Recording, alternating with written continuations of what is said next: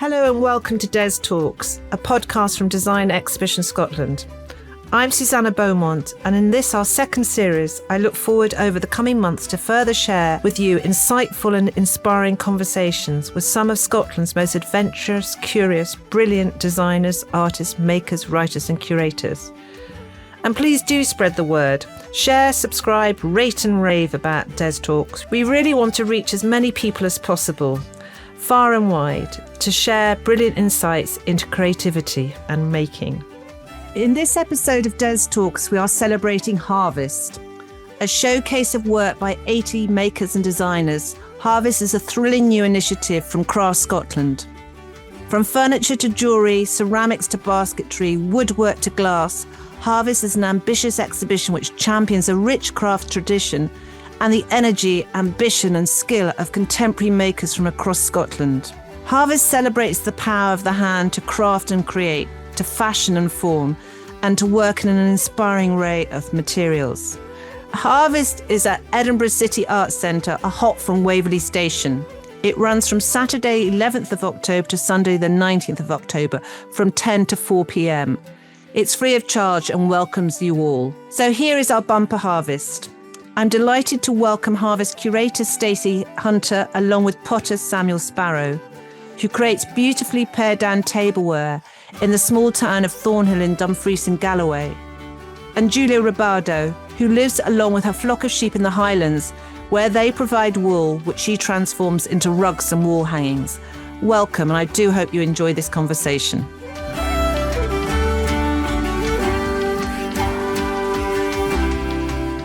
So firstly, Stacey, I'd like to kind of welcome you as curator to talk a little bit about how Harvest came about, the ideas and the energy that you've brought to this project. And I should say that you are curator based in Edinburgh, but last year you were creative director of Dundee Design Festival. You're the director of Local Heroes. So you've long worked and delighted and thrilled and promoted kind of contemporary craft and making in Scotland. So thank you, Stacey. Well, thank you so much for featuring the show. It's wonderful. All of my, as you rightly say, I'm an independent design and craft curator, and I typically don't work with a specific venue or gallery. You know, I sort of move around.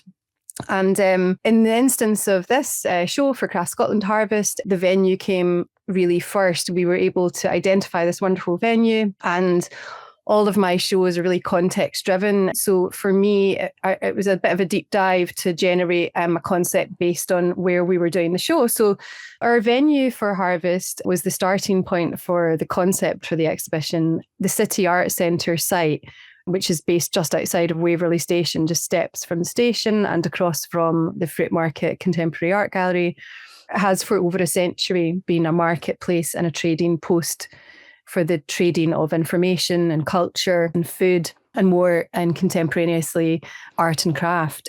The building was designed in the Beaux-Arts style by Dunn and Findlay, and it began life as the Scotsman newspaper offices. And the timing of that, sort of 1899 to 1902, also coincides with the emergence of Scotland's arts and crafts movement. In the 30s, Edinburgh's fruit and vegetable market moved from Waverley Station to Market Street, and the building that we're in for Harvest became a warehouse for fruit and vegetables. And then it wasn't until 1979, 1980 that the interior was converted into exhibition space. So I thought it was a very fitting place for makers from all over the country to gather and share the fruits of their labour, if you like, a phrase that is synonymous with the values really of why people want to be craft makers, I think. It has, I don't even notice that beautiful parquet floor. So I think it's a brilliant building that you're going to be inhabiting. So did Harvest then come about? Because as you said, you've got the Fruit Market Gallery opposite, you're on Market Street. This idea of Harvest come about because of the venue, but also the time of year we are in autumn. How did this idea of kind of gathering the fruits of people's labour and love? Yeah, that's right. So as the show opens in October, I really wanted to embrace the seasonality of harvest time. And I see the show as a meditation on the rewards that come from hard work and skill and dedication. And I also like its connotations with craft and the idea of coming together as a community at harvest time. You know, that was something historically that would happen in Scotland, where the community would come together to appreciate and celebrate, you know, everyone's combined perseverance and effort. And, I think it's been a really compelling theme, and there have been sub-themes within Harvest, if you like, to do with things like people not just harvesting materials and ingredients, if you like, from the landscape for their work, but people who are exploring biomaterials in their practice. And it's a show that embraces themes that I've long been, wanting to sort of bring to the table, if you'll excuse the pun, themes like conviviality and gathering.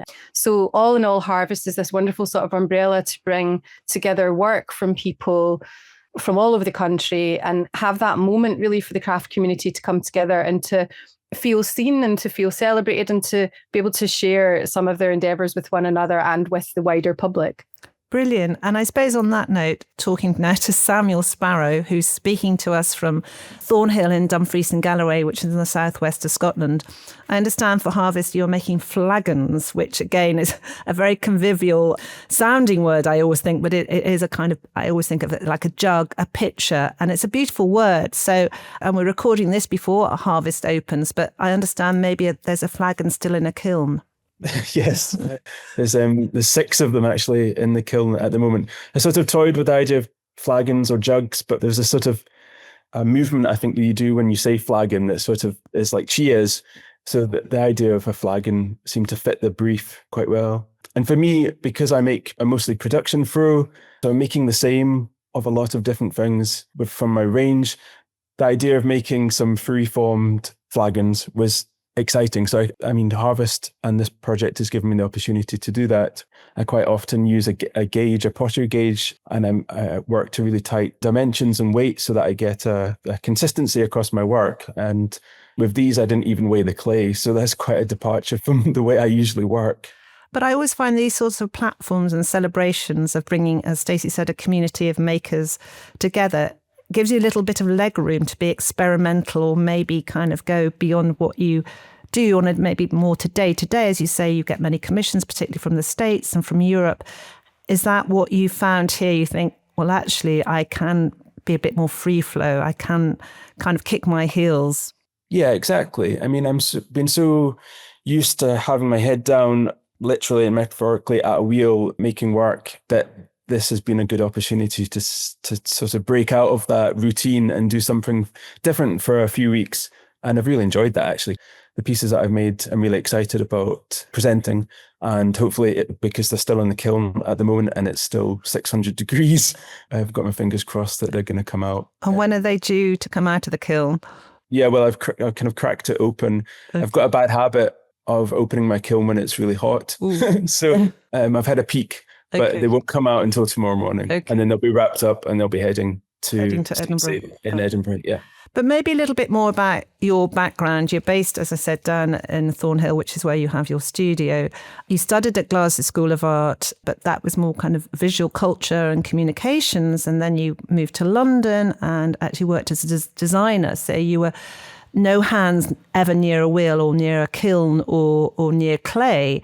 Can you just kind of tell me a little bit more about that journey that you've taken in designing to making? Yeah, so I mean, I graduated from Glasgow School of Art in 2006, which seems a long time ago, in visual communication, and I specialised in illustration. And then we moved to London straight after graduating, and I worked briefly as an illustrator. And then I very quickly found that my passion was in interiors and products. So I worked for Habitat and IKEA briefly in London, and then for longer periods in Edinburgh and Glasgow, and we returned to Scotland. But it was interior design and product design. It was never making anything with my own hands. So there's always this sort of something missing. Did you feel that there was a miss? Was it kind of palpable that I imagine you're working with maybe CAD, online, designing, and did you feel that you were missing a material?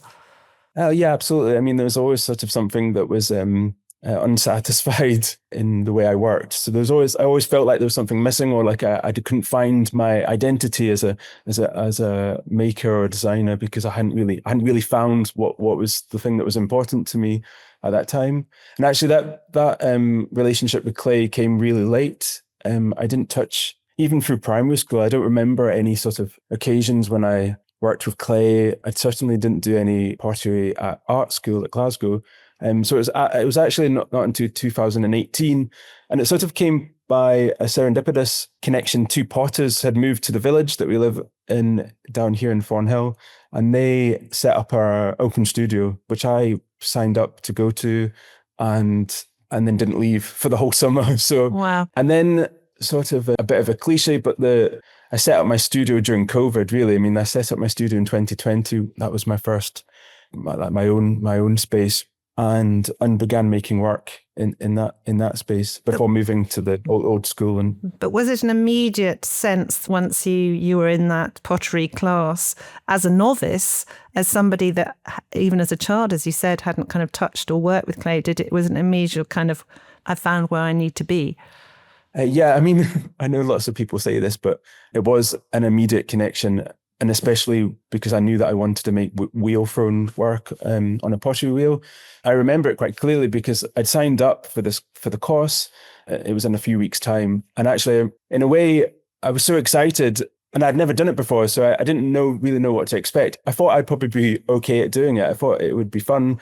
But I did remember thinking, like, this is potentially like a huge diversion in my life, and something really exciting was about to happen. A bit like, I've sort of said this before, but a bit like sort of falling in love, and that those moments when you are meeting the person in those kind of early days. It felt like that. It felt like I was falling in love. And 7 years on, are you still in love? I suppose I have to ask. Yeah. I mean, good.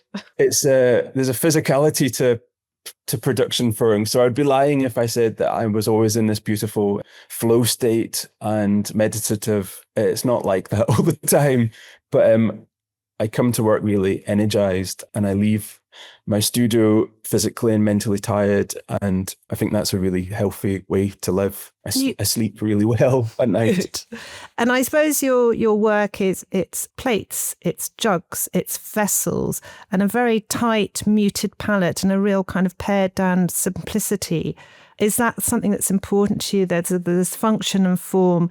The decorative is in itself very muted, but it is the shape, the form, and I imagine the weight as well that is important to you. The touch, the feel, the texture. Yeah, I mean, the first things that I threw, they didn't match the ideas that I had in my head of what I wanted to make. So it's taken, with these flagons that I've made, I think they're a real representation of work that I'm really proud of, and represent sort of, if I look back 5 years ago and think, what is the work that I'd like to be making 5 years' time? Those pieces are probably the ideas that I had in my head. But it's taken that time to sort of match up my technical ability with sort of my aesthetic and the design influences that I've had, and how I want my work to be. Yeah, I think that's quite interesting, being that you were a designer of objects for other people and these vast big companies, and now it's just your hands and your own volition that can take your designs wherever you want them. So I imagine that was quite a thrilling time, kind of developing the making and keeping up with the designs and where you would like those to go, and distilling ideas. Yeah, there's that distilling. I mean, IKEA and Habitat taught me a lot about commerciality, about how to represent your work. I could take all my own photographs. I designed my own website. So all those other influences play a part in how I represent my work. But I mean, my work's, it's really simplistic. I try to remove any sort of decoration and try to find the character. The essence of my work is about finding like the character in the glazes and in the forms, and removing everything else, sort of stripping that all back. And I quite like the challenge of that, because then you don't really leave yourself anywhere to hide. And with the flagons, what glaze are you using here? Because again, that your palette is beautifully muted and very earthy. So what have you decided with the flagons to explore new glazes? Because you've had this chance to kind of experiment in a form. I've used the two glazes that I've developed for my tableware range. So one is a sort of, I call it bone. So it's got an off-white finish to it. And the other one is called charcoal, and it's a dark black glaze. And both of them have been developed so that they're super durable because they get used in restaurants. My work gets used in commercial kitchens and in the home. So it needs to go through a dishwasher. It needs to be scratch resistant. And just sort of doing that work on a matte glaze has been, it's been interesting to try and find a matte glaze which inherently wants to scratch when you start putting cutlery on it, finding one that keep that to the minimum. But yeah, I mean, my glazes, they're matte, but they've got microcrystals in the glaze that you sort of catch in the light. So you'll see them when you go to the show. But when they, I cool my kiln really slowly from 1260 to 800 degrees. And it's sort of in that period that something magical happens with the glaze and these little crystals develop. And if I cool my kiln too quickly, then they're all lost. And the work has got a real flatness to it. So that temperature gauge is very, very key to the firing and glazes. Yeah, and it took a bit of exploration. I actually sort of did it by accident because I packed my kiln once very full, and it just naturally cooled very slowly. And then I couldn't replicate it. I couldn't work out what I had done. And it was because of that. It was because it had naturally cooled very slowly. And in that sort of magic period between 1260 and 800, there was that texture had been created. So yeah, the flagons are in those two finishes because I think the palette represents my work at the moment. Oh, thank you, Samuel. And I suppose now we're going to move geographically up to Inverness to talk to Julia, who's based up in Stedding, and talking materials. Your materials is kind of essentially out in the field on four legs. You have a flock of sheep, and I'm just again curious about your story. That you, I think you were brought up in Edinburgh, then you went to London. And I think it was the COVID years that kind of focused your mind to return to Scotland and work with sheep. And you're a weaver, but I think, again, your process is hands-on, but as little intervention in the process of making as possible, letting the material, the wool, be the kind of key player in your making process. So it'd be wonderful to just hear. I mean, I'd love to hear the sheep's names because we did chat the other day and I'm quite fond of a sheep at the best of times. So maybe talk about your flock. Yes, well, so I actually have two flocks now. So I started off with 8 Shetland soy crosses who sort of arrived with me 2 years ago from a friend across the way who has had this lovely flock, and have Bumblebee and Wild and Constellation and Zara and Zippy. And it was so funny because when they all arrived, I said, how can you tell them all apart? And my friend said, of course. And I sort of looked at them all and I thought, oh my goodness, I can't tell them apart at all. And now, of course, I know them so well, their faces, their characteristics, their personalities. And it's been a real pleasure, actually, and a huge learning curve at the same time. And then earlier this year, I sort of took on 6 Scotland sheep who came from some family who were downsizing their flock in Applecross. So I now have 14 sheep, which is just quite a surprise. But with material, the way that Samuel was talking about the meeting of clay, and he felt he'd found where he needed to be. When you were living in London, when you were young, was wool as a material something to touch, something to smell? Was it something always important to you? Did you always have a favourite woolen jumper? Yeah, how did that happen? Because it seems to me that there is a very intense relationship and respect of the material of wool. Definitely. I mean, I learnt to knit very young from my grandmother in Edinburgh, and all through my working life, my life in London, when I was obviously doing all these other things, journalism, photography, blogging, I always made and I always knitted and I crocheted, and I had a huge and always will have a huge wool stash. I will go and buy wool for projects that I will never make. It's just sort of one of those, I'm one of those people. But it evolved latterly more for an appreciation for wool as a material, actually, just in my last few years of London, when I was getting a bit more interested in sustainable fashion, and some smaller businesses I was working with who was using British wool and Scottish wool for knitwear specifically. And I was very, very interested in knitwear, and I've always been, I got very into trying to make my own sort of my jumpers and in sort of perfect way. And I've still got this quest to make the perfect jumper. But when we moved up and we came back to Scotland, but sort of we positioned ourselves here, sort of near Loch Ness, in between families in Skye, and my husband's family is from Skye, and my family are mainly based in Edinburgh. And when we arrived here and started meeting people, and there are a lot of people here with sort of small flocks of sheep. They have maybe a little bit of land, or they have some croft, and maybe they're regenerating the land. And it became apparent to me that there was quite a lot of fleece around, and that really sort of suddenly got very interested into what was going on. And a new friend I had made, she had a flock of sheep, and this is where my first flock came from. I just asked her, well, what are you doing with the fleece? And she wasn't doing anything with the fleece at all. And I sort of said, well, can I have it? So I went round and sort of collected sort of we stuffed the boot of the car with like 8 kilos of fleece. And I thought, well, great, this is wonderful. What am I going to do with it? And at the same time, I'd sort of quite impulsively bought an enormous wooden old floor loom, which was sort of about 2 meters across, and I bought it from eBay, and it had sort of come up on a long journey in a van. And is this the finish? Is this the finish? Yeah, so it's a Toika loom. It's a gorgeous old loom, but it's sort of it had been in storage for years, and it's a sort of dating from the 1960s, I think. I read. Yeah. Exactly. And it was in pieces, and sort of when it had reached the haulage company up here, I sort of had to ask somebody to wrap all the pieces onto a pallet so nothing would get lost by the time it arrived with me. And when it did arrive, it was amazing because it had the old warp still on it, which is all the old threads, and it had all the old knotting that was there. And I just sort of looked at it and I was like, and I just put it back together. I had the old manual, and my husband said, what are you doing? You're never going to be able to put that back together. It's a mess. And so how many parts of wood? I mean, there must be numerous parts, because the looms can be big and they look complicated when they're assembled. You've got your basic structure, but then you've got all the heddles and all the, so I don't know, 5 or 6 big basic pieces, and then you've got all your little kind of, I don't know, another 20, 30 pieces really in your pedals. But I got it up and running, and actually it was quite fun because I actually kept a lot of the old original knotting, which was probably knotted like back in the 1960s, which I kind of love. I mean, some of them are broken now, and I've had to replace pieces.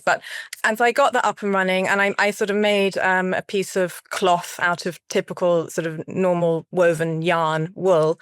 But I had the fleece upstairs in my bedroom next to a spinning wheel, which I'd just bought, and with a view to spinning it. And I was just thinking, God, I've got all this fleece. How long is it going to take me to spin all this fleece? And then I actually started looking into mills and having the fleece processed there, because I could get a lot more of it quite easily. And the cost was just prohibitive, really. So unless you're sort of like a functioning business, to have fleece turned into a cone of wool is... You need to have a financial justification for doing it. You can't just do it for yourself. So was that because it seems to me that there was a meeting of the loom, your knowledge and curiosity, and the sheep in the field. Then you thought, okay, and the economies of scale, essentially, of how you then turn this wool into something, but without losing its wooliness, or it's natural, or the lanolin. You talk a lot about the lanolin and the importance of that. So when did you decide, was that purely pragmatism of costs, but also meeting your kind of delight and growing knowledge of being able to recognize one sheep from another, that you thought, actually, I need each fleece as a portrait of that sheep, and I need to keep that kind of integrity? There's also that. I think I was very surprised and overwhelmed when I sort of received my sort of initial batch of fleece. And I just thought, it's so beautiful. It smells amazing. It's lovely and clean. But, I can work with this. What can I do with it? And so really just very quickly, and I love the natural colours. It never occurred to me to want to dye. So I didn't want to kind of go through the conventional processing steps, really. So I just very quickly started experimenting on the loom. After I'd done one piece made out with spun wool, I just thought, well, forget about that. Let's just start trying something with the fleece. And the first piece I made, I still have it. It's a placemat that sits on the kitchen table. And I just thought, well, this works. This is a coherent, strong piece, which to me is aesthetically pleasing, which is what I wanted. And so my next step, I just had a strong urge to make something big. I had a big loom, and I started making rugs. And it's lovely, as you say, because an entire rug, I mean, they're not the ones I make, they're 75 centimeters wide, about 1 meter in length, and it will use perhaps half to 3/4 of a fleece, depending on the size of a sheep. And sometimes I'll just use just one sheep's fleece. So one of the pieces that Stacey has, which you'll be seeing, is it's all many shades of grey, and ranging from sort of fawns and cream, but all the way through the grey shades down to a dark brown. And that's all from my one sheep, Chai, who's just got this incredible coat. So that was just very sort of pleasing to me. And do you find then the colours within a particular fleece, and you hand shear, don't you? So you're just using a big pair of clippers, I imagine. So yes, kind of manual labour and do you play the sheep country music? I think I might have read somewhere that to keep you all mellow. So when I first started, so this year I sheared all 14 sheep, which was sort of a challenge to myself, and it was very satisfying. But last year, when I was just sort of doing it for the first time, I mean, again, these things are usually born out of sheer necessity. I was waiting for the shearer to arrive because I'd booked him in to come and do my sheep. But 2 of my sheep, Zippy and Zara, have particularly long legs, and they're very good at jumping. So they were just jumping out of the pen, and I was sitting on them waiting for the shearer to come, thinking, I can't sit on them for the next, because he was at my friend's Roz house across the way, and I knew he was going to be another 2 hours. And I thought, I can't sit on them for another 2 hours before he arrives. So I'd actually bought a pair of shears, and I just got my husband to grab them for me. And I just sheared the 2 of them, and I played country music to sort of keep them mellow and keep them calm. But now I just talk to them now when I'm doing, because it's quite a long process, because the way I shear is I don't flip them on their bums because they're typically heavier than I am, so I can't do that. So I just, So is the colour of a particular fleece, and you talk about fawns and these kind of earthy, kind of creamy whites and light browns, does that then inform you and you principally make kind of wall hangings or rugs rather than jumpers or scarves? Does that then inform the way that you design, or a size of something? How does that, because it seems to me that kind of very much plays a part, the palette of the fleece. Yeah. Well, one of the patterns that's in the rugs that have gone to harvest is a sort of a linear pattern, which is always, I've been making that right from the beginning. In fact, that pattern was probably the one, like rug number 1 or 2 that I actually made on the loom. And I've just kind of kept doing that because it's a lovely way to contrast 2 very distinct colours. So we've got a cream and a darker brown, and I love that. And I also do the inverse of that.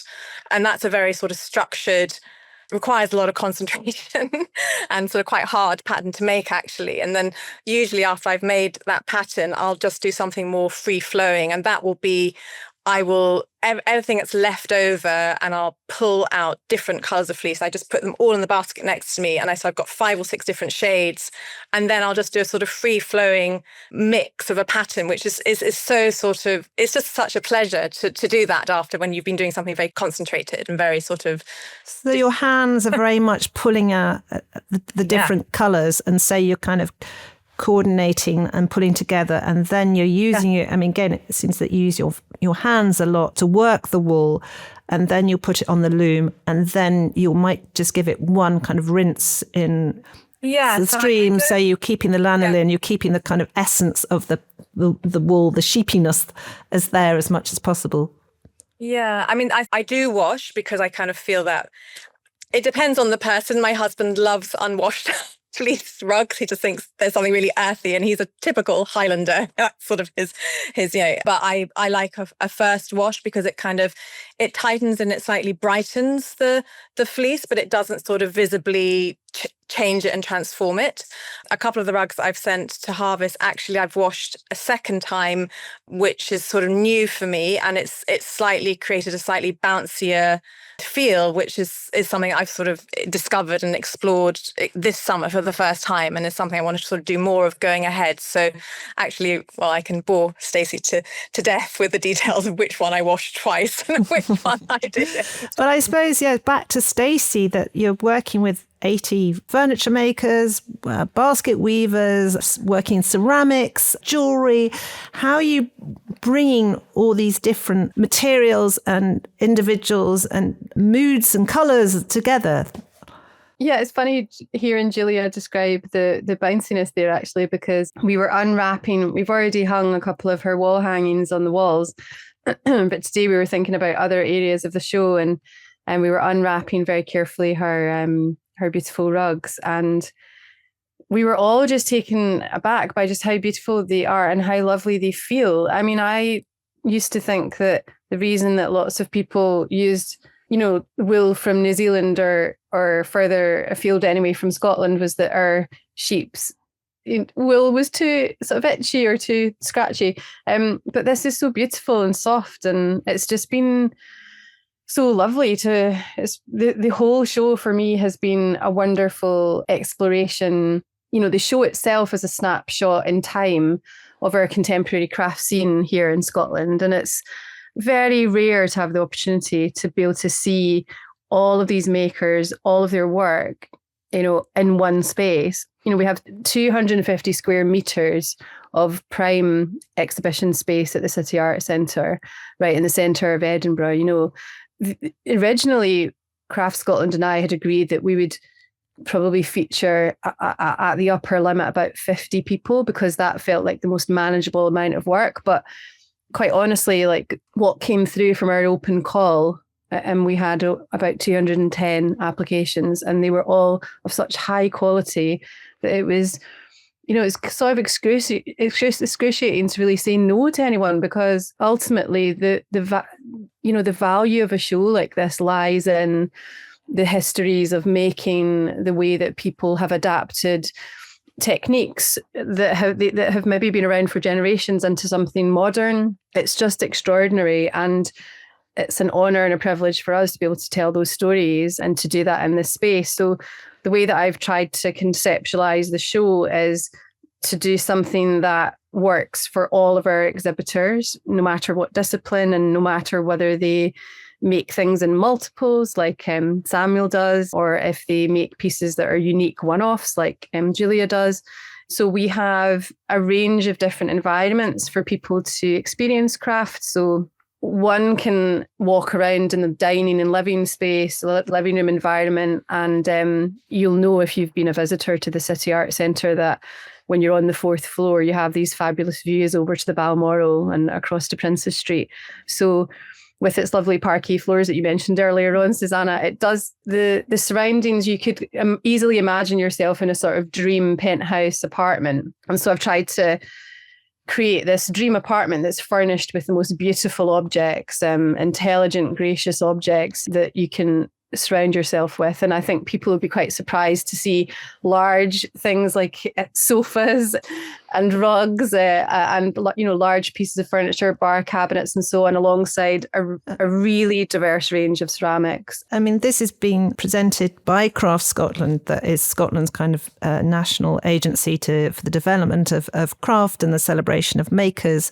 And it's, to my understanding, it's the most ambitious exhibition that has ever been put on, and I think it's brilliant to be kind of raising the visibility and champion all this creativity and material and diversity of ideas and making. I mean, Samuel and Julia, I mean, you've both come back to Scotland in the last kind of 10, 15 years. How do you find it? It seems to me that there's lots of rich ideas and energy and ambition within Scotland. Do you feel that is the case, Samuel? Yeah, I mean, I'm like Stacey says, it's a really exciting period, I think, whether it's sort of discussions about sustainability or materiality, looking at the other participants across the event. There's a real celebration of materials and working with sort of like honest materials. So I think it's a really exciting moment. There's interesting discussions about makers and how they reach their audiences. And I think, Scotland, there's an appreciation of Scottish provenance at the moment. I found like being based in Scotland seems to be interesting to people across the world. So being a maker here is exciting. I think there's always been such curiosity about Scotland, and I think the stories of both materials, techniques, both ancient and modern, bringing in contemporary influences with, as well as respecting the past and previous materials. What I think is brilliant about Sunset Harvest is it's happening within Scotland. I always felt that hopefully that will pull people to Scotland to visit, to come to Harvest. And so it is that kind of, championing. What do you feel, Julia? Do you feel that you've been working with your flock of sheep for a relatively short time in the last kind of 8-10 years? Do you less than that? It's so much less than that. How many years exactly is it? I only 3 years. 3 years. So very much in your. So it's very exciting to. I mean, for me, I'm very new to this world, but I mean, it's been unbelievably interesting because I've got so many other strands, I suppose, from my past, and it's actually people who I already know through other avenues and through work that I've done previously who are appearing in the show, which are really exciting to me, and friends of family and people locally that I know. So it's really nice to see this sort of coming together and giving an amazing overview of the types of work that's happening here. And I think, as Samuel was saying, just this kind of focus, the provenance and the sustainability of materials, which is such a kind of focus for people. And certainly for me, it's kind of like really at the core of what I'm. And I always think it's by introducing an audience, an individual, to then think about buying or commissioning, whether it's somebody that has a big hotel and needs to put kind of rugs or wall hangings or have vessels and flagons. So I think it is that I've always felt there's often a habit to, maybe just go online and to go where but I think by raising the visibility that you can kind of purchase, commission and get to know and meet a maker and understand those stories and the provenance of materials is incredibly enriching. So Stacey, that's what you're hoping to achieve, and I'm sure you will, that this celebration, but also bringing in a kind of wide audience to appreciate the work and these kind of energetic individuals. And, part of my role with this project is to show the multi-dimensionality of what Craft Scotland does in terms of its advocacy and its leadership in the sector, and to show where Craft Scotland has these moments where it kind of like intervenes or is a broker for craftspeople and makers to, have access to new opportunities. So there's all sorts of things in the show, I think, where you can see these lovely connections that it's like Julia just described there, like the connections that you have like in your community with different people where you can join all of those dots. So for example, Akiko Matsuda, who's got work in the show, she threw all the tableware for her and her husband's restaurant in Stockbridge, Moss. So people that go there for a meal, all of the food is made in Scotland, is sourced in Scotland. And, when you think about food and drink and craft, they have an awful lot of crossover. When you think about really good food and drink and really good craft, they are often small businesses where provenance and heritage and the techniques for making things is really, really inherently, the thing is the USP, I suppose, of like the end product. So at Harvest, you'll be able to see these tablescapes where you can see ceramics sitting alongside silversmithing. You can see one table is themed around breakfast, one table is themed around afternoon tea, and then the final one is a more sort of grown-up dinner party. So you can see the connections between all of these makers and how their work interacts with one another, and at various different price points as well. So, we have studio jewellery and fine jewellery alongside one-off pieces of furniture. So there really is something for everyone in that sense. And that's important for makers too. I think that Craft Scotland represents all makers. We meet makers where they are. And it's important, I think, for all of us who are involved in this world of, doing our best to promote craft and design from Scotland. We need to keep our levels of ambition at the pace that the maker and design community are doing. And I think that, my deepest hope is that Harvest might become something that we do regularly. Let's see how it goes. But certainly it has generated a huge amount of excitement. So I'm very pleased by that. Well, I think, Craft Scotland's ability the power to convene and bring together makers and communities from across Scotland and then a wide audience is brilliant. And say, I always think it's about celebrating the hand and the mind and materials. It sounds like there should be a big harvest supper somewhere along the line, or the flagons overflowing with. We should just have a big ceilidh. I know. They said that parquet floor would be good for something. It'd be very good for dancing, ceilidh. I think that is all we can share today. But huge thanks to Samuel, Julia, and Stacey for talking about Harvest, this upcoming celebration of craft and making in Scotland, from Scotland. So thank you very much, and thank you for listening. thank you so much for listening to Des Talks. Harvest, which is presented by Crafts Scotland, will run at Edinburgh City Arts Centre from Saturday the 11th of October to Sunday the 19th of October, daily 10 a.m. to 4 p.m, and it's free of charge. Please head to Crafts Scotland's website or Instagram to find out about workshops and events and talks. The City Arts Centre is just on Market Street, very near to Edinburgh's Waverley Station and Princes Street. So do head there if you can, but also do take a look at their website, and there will be images of the 80 makers and their work. Please do subscribe, rate, rave and review. And take a listen to our previous podcasts, all available to download. Huge thanks to musician Malin Lewis for the track Cycle Lane, which accompanies this podcast, and also to Ryan Scott Film for recording and editing. Thank you very much.